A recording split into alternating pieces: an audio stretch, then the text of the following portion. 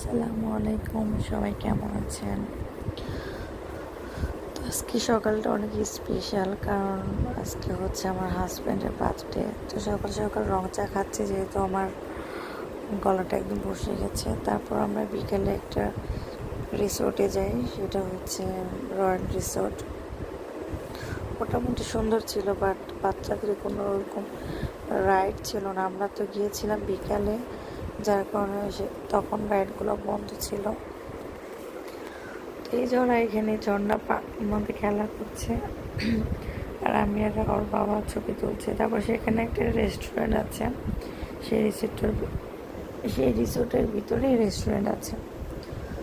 তো সেখানে অনেক রকমের জুস, কফি, চা, যার যেটা আর কি ভালো লাগে। তো আমরা সন্ধ্যাবেলা গিয়েছিলাম, সন্ধ্যাবেলা কী খাবো, তো আমরা একটা স্যুপ নিলাম যাতে বাচ্চারাও খেতে পারে।